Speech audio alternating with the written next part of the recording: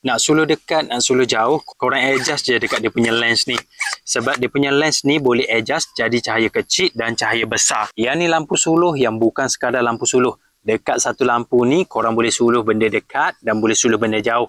Dan bila waktu kecemasan, bahagian depan dia ni solid besi aluminium. Korang boleh jadikan juga lampu suluh ni sebagai senjata. Cahaya dia pula terang, memang padu untuk guna ronda malam-malam. Dekat bahagian lampu depan dia ni, lens dia ni jenis cembung macam ni. Bahagian sini pula jenis teleskopik. Setiap kali korang gerakkan dia punya lens ni, saiz cahaya dia tu akan berubah-ubah. Kalau korang tarik macam ni, lens dia tu akan jauh dari sumber cahaya tu. Jadi cahaya dia tu lebih kecil dan jarak dia ni jauh. Sesuai untuk korang suluh benda-benda yang jauh. Memang ngam dia boleh fokus dengan cantik. Kalau korang nak suluh benda dekat, tarik je macam ni, rapatkan dia punya lens ni. Lens dia tu akan dekat dengan sumber cahaya.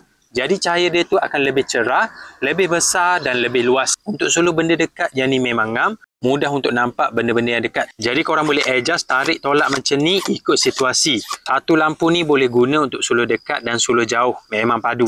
Jenis rechargeable tau. Bila bateri habis, korang tak perlu nak buka, tarik dia punya bateri bawa keluar. Cas je dekat bahagian sini. USB port jenis Type C dengan Type A. Cucuk je dekat sini. Bila dah penuh, cover balik bahagian sini supaya habuk tak masuk. Dan dia ada bateri indicator dekat bahagian sini. Dekat butang on off dia ni. Korang akan nampak berapa persen bateri yang tinggal. Sebab dekat dia punya lampu tu ada nombor berapa persen bateri yang tinggal. Jadi mudah bila ada indikator macam ni. Bila nak guna untuk buat kerja, korang cek siap-siap. Kalau bateri lemah, cas dulu sebelum guna. Sebab leceh tau. Bila tengah guna, lampu pula padam sebab bateri habis. Kena cas lagi, kena tunggu lagi. Memang leceh. Cas siap-siap sebelum guna dan mudah untuk pantau bateri dekat bahagian sini. Lampu ni dia ada banyak cahaya tau. Kalau korang tekan sekali, dia akan nyala macam ni. Tekan lagi sekali, dia akan malap sikit. Tekan lagi sekali, dia akan nyala lebih malap. Tekan lagi sekali, dia akan nyala klik-klik macam ni. Yang ni yang paling terang.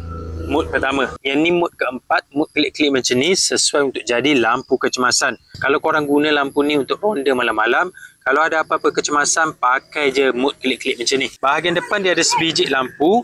Bahagian belakang ni sebenarnya dia ada satu lagi lampu. Bila korang hold lama-lama, bahagian belakang ni dia akan nyala.